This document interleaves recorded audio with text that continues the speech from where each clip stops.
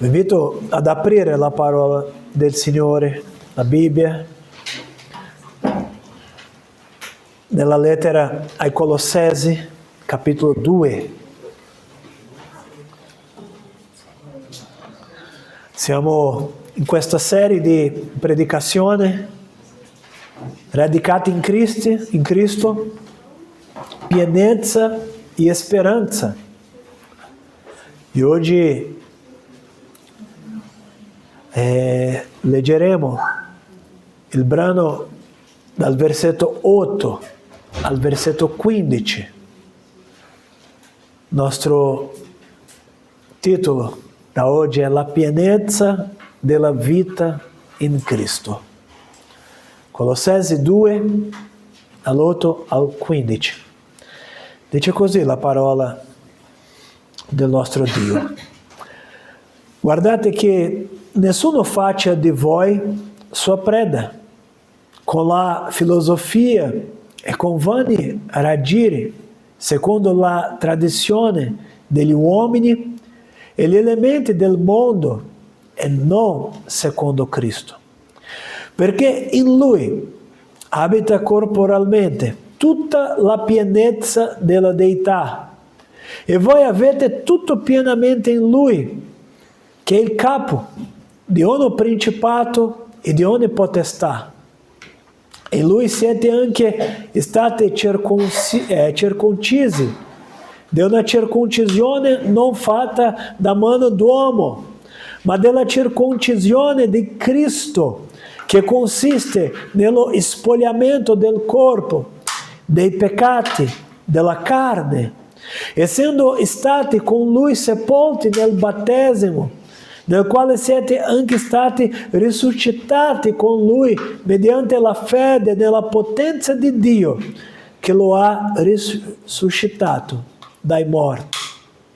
Voi che eravate morti nei peccati e nella incirconcisione della vostra carne, voi, dico, Dio ha vivificati con Lui, perdonandoci tutti i peccati, avendo cancellato il documento a te ci condannavano e li ha tolto di mezzo, inchiodandolo sulla croce, e avendo spogliato i principati e le potestà, ne ha fatto un pubblico spettacolo, trionfando su di loro per mezzo della croce. Preghiamo. Signore, ti ringraziamo per la tua santa parola. E Signore, mettiamo ora il nostro cuore davanti a te. Signore, e chiediamo l'aiuto dello Spirito Santo affinché possiamo comprendere verità spirituali. Perché, Signore, non possiamo capire verità spirituali di modo naturale. Abbiamo bisogno del tuo aiuto. Per questo, Signore, chiediamo, apri, Signore, la nostra mente, apri il nostro cuore, affinché possiamo accogliere la tua parola. E questa parola possa trasformare il nostro cuore e possa cambiare la nostra vita per la tua gloria. Noi ti preghiamo nel nome di Gesù. Amen. Fratelli, nella storia della Chiesa, uno dei pericoli più ricorrenti è stato quello di aggiungere qualcosa a Cristo, come se Egli non fosse sufficiente. Già nel IV secolo, durante le controversie cristologiche, alcuni volevano ridurre Cristo a un essere inferiore al Padre, quindi un mediatore parziale, non il Dio pienamente incarnato. Per questa ragione Il concilio di Nicea, quello che abbiamo sentito tanto ieri, riaffermò con forza la verità biblica. E questa verità che questo anno compie 1700 anni. E quello concilio ha affermato che Gesù Cristo è Dio da Dio, luce da luce, Dio vero da Dio vero. Questa confessione del credo niceno non è solo un articolo teologico, è veramente il cuore pulsante della nostra fede. Anche oggi abitiamo in un mondo pieno di sincretismi, spiritualità alternative, e per noi la tentazione è simile: cercare completezza altrove, sia nella filosofia, sia nelle emozioni, nelle opere o anche nella religione. E spesso dimentichiamo che, come afferma la lettera ai Colossesi nel versetto 9, in Cristo abita tutta la pienezza della deità corporalmente. Questa è la tesi centrale del nostro brano. Solo in Cristo l'uomo trova la vera pienezza spirituale. Paolo invita la Chiesa a non farsi ingannare da chi promette conoscenze superiori o esperienze mistiche, ma a restare salda nel Signore Gesù, sufficiente e perfetto per la salvezza e per la vita. Questa lettera, che stiamo a studiare già da quasi un mese, lo sappiamo che Paolo scrive da prigione, ma la preoccupazione di Paolo è pastorale. Lui voleva proteggere questa giovane comunità di Colosse di queste false dottrine, perché alcuni maestri che avevano in quella città o anche in quella chiesa volevano fare una miscela del Vangelo con elementi della filosofia greca e anche del misticismo giudaico. Perciò in questa sessione l'Apostolo contrappone la pienezza di Cristo alla vuotezza dell'errore umano. Al versetto 8 Paolo scrive dicendo, Paolo dice un'espressione: state attenti che nessuno faccia di voi da sua preda con la filosofia e con vani raggiri. Qui Paolo suggerisce un linguaggio militare, perché Paolo vede il falso insegnamento come un assalto contro la libertà dei credenti. Da qui nasce la esortazione a camminare radicati e saldi in Cristo, non come chi cerca qualcosa di nuovo, ma come chi cresce in ciò che già ha ricevuto. E così credo che quando guardiamo questo brano possiamo fare alcune risposte sulla pienezza di Cristo e come Paolo risponde a noi in questo che sicuramente è uno dei più belli brani della Scrittura e anche della teologia su Cristo. Questa teologia che il concilio di Nicea ha affermato 1700 anni questo anno fa. Questa stessa teologia che gli apostoli hanno affermato, la teologia del nostro Cristo, del nostro Salvatore. E la prima orientazione, la prima direzione che l'Apostolo ci mostra è che dobbiamo avere attenzione ai falsi fondamenti. Il versetto 8, lui scrive: guardate che nessuno faccia di voi sua preda con la filosofia e con vani raggiri, secondo le tradizioni degli uomini e gli elementi del mondo, e non secondo Cristo. La domanda che possiamo fare a questo versetto è: perché Paolo mette in guardia contro la filosofia e i vani raggiri? In questo momento, quando Paolo scrive la parola filosofia, sicuramente non si riferisce alla disciplina filosofica in sé, ma a un sistema di pensiero umano che pretende di spiegare la realtà senza Cristo. Così Paolo non condanna la ragione. Il problema non è la ragione umana, ma l'orgoglio dell'uomo che tenta di raggiungere Dio con le proprie forze.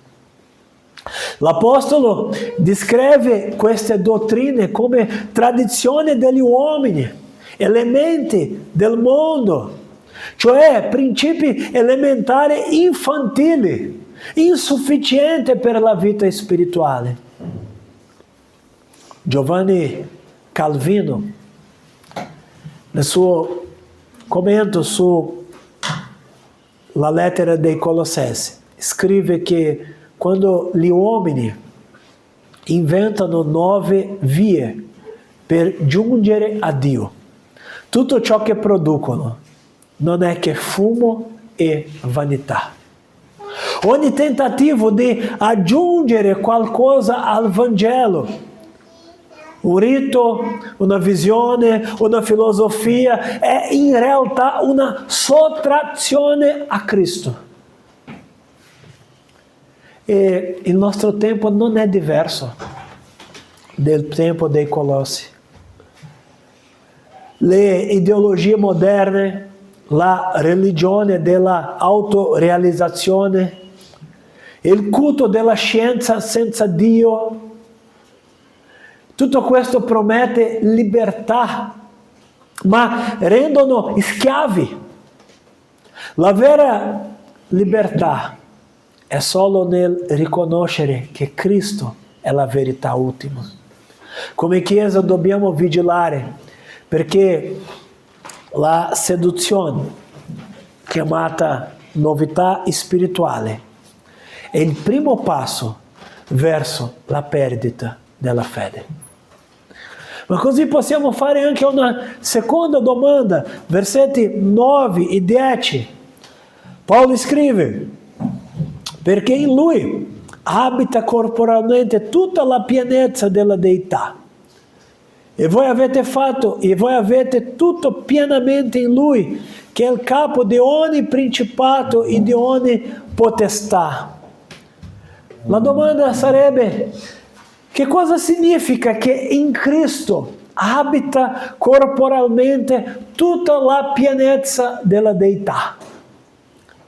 Qui Paolo usa una parola greca, pleroma, che indica totalità, completezza assoluta, che possiamo dire non manca nulla, è totale, solo in Cristo. E così Paolo vuol dire che non c'è nulla di divino che manchi a Cristo. In lui non abita una parte di Dio, ma tutta la sua essenza. Questa è una delle affermazioni più alte della cristologia neotestamentaria. John Stott osserva che se Cristo è il centro della fede cristiana, ogni tentativo di cercare pienezza altrove è idolatria spirituale. Inoltre, Paolo aggiunge che anche noi siamo stati riempiti in Lui La vita cristiana non consiste nel colmare un vuoto con esperienze o leggi, ma nel godere della comunione con colui che è già pieno. E tante persone, a volte anche nella Chiesa, vivono come se mancasse ancora qualcosa, un segno, un'emozione, una rivelazione nuova. Ma dobbiamo riaffermare, in Cristo abbiamo tutto che serve per la vita e per la pietà. Il credente maturo è colui che, anziché cercare di ottenere di più, impara a godere di ciò che già possiede in Cristo. La terza verità che impariamo di questo testo è che abbiamo una nuova identità in Cristo. Da versetto 11 al 13, Paolo descrive questa nuova identità e dice così: in lui siete anche state circoncisi di una circoncisione non fatta da mano d'uomo, ma della circoncisione di Cristo, che consiste nello spogliamento del corpo, dei peccati, della carne, essendo stati con lui sepolti nel battesimo, nel quale siete anche stati risuscitati con lui, mediante la fede nella potenza di Dio, che lo ha risuscitato dai morti.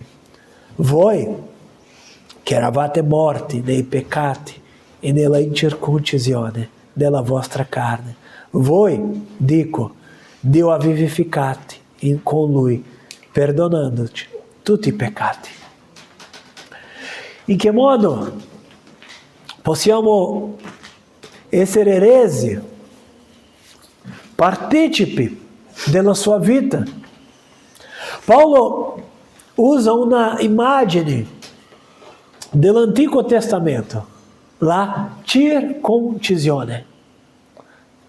Questa che per il popolo dell'antica alleanza era come il loro battesimo.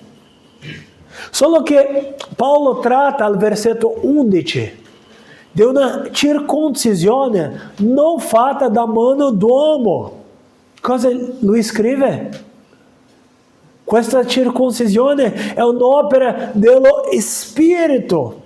Se in quello elemento dell'Antico Testamento era un pezzo della carne che era tagliato, adesso attraverso lo Spirito Santo la nostra vita è tagliata, dove la nostra vecchia natura peccaminosa è tolta da noi. E un altro simbolo che Paolo usa è il battesimo. Questo è un simbolo di morte, di resurrezione. Mostra la nostra unione con Cristo.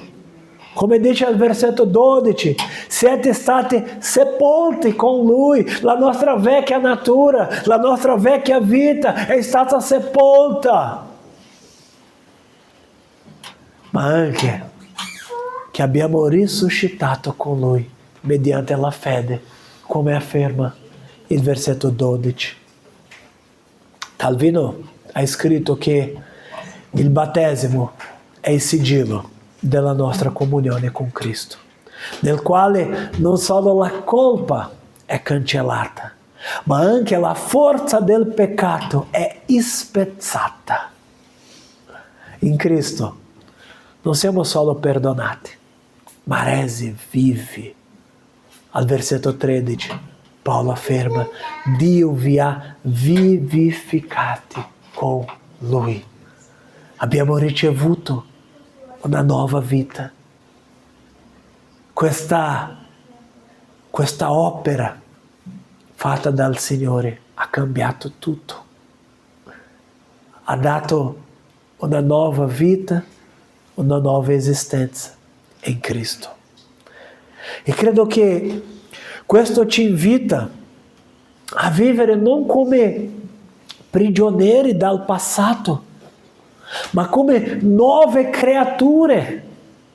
Perché il cristiano, il credente, non è definito dai propri fallimenti, ma dall'opera redentrice di Cristo. La fede autentica produce gratitudine perché riconosce che la vita spirituale è un dono, non una conquista. Eravamo a poco nella nostra lezione nella scuola biblica a dire di questo. Se Dio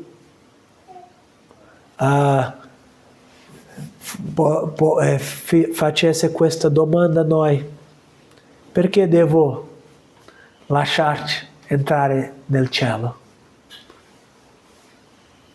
Quale sarebbe la tua risposta? Io devo entrare nel cielo perché sono una brava persona, perché non pecco tanto così. Io devo entrare nel cielo perché non ho mai ucciso nessuno. Io devo entrare nel cielo perché non ho mai rubato. Tutte queste risposte non serviranno, non potevano servire. La vera risposta è che l'unica ragione per la quale possiamo entrare nel cielo è perché Cristo ha cambiato la nostra vita, perché la grazia di Dio un giorno ci ha preso, perché questa grazia ha cambiato la nostra mente, il nostro cuore, ha dato una nuova vita, una nuova esistenza, una nuova speranza. Non è perché abbiamo fatto nulla, ma perché Cristo ha fatto tutto per noi. È solo per questo che possiamo entrare nel cielo. La quarta e ultima lezione di questo brano parla della vittoria della croce.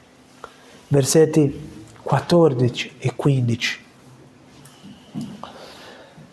Avendo cancellato il documento a noi ostile, i cui comandamenti ci condannavano, ele ha tolto di mezzo, inchiodandolo sulla croce, e avendo spogliato i principati e le potestà, ne ha fatto un pubblico spettacolo, trionfando su di loro per mezzo della croce. Prima Paolo spiega che Cristo ha cancellato il documento del nostro debito. La legge che ci condannava, inchiodandoli alla croce. L'immagine è quella di un atto giuridico annullato pubblicamente, o anche un debito, una lettera che dice che c'è un alto debito, che c'è un conto alto a pagare, e questo debito è cancellato, è spesato, è annullato. È questo che Gesù ha fatto per noi. La legge che ci condannava, Gesù ha inchiodato alla croce. Gesù non ha solo perdonato i nostri peccati, ma ha reso vani ogni potere accusatore. Inoltre, nel versetto 15, Paolo dice: ha spogliato i principati e le potestà, li ha privato delle loro armi, esponendoli alla vergogna davanti all'universo.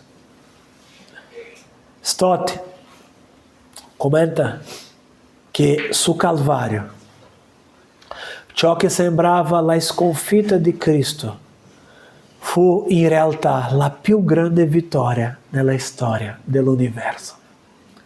In Cristo La croce non è un simbolo di debolezza, ma di trionfo eterno.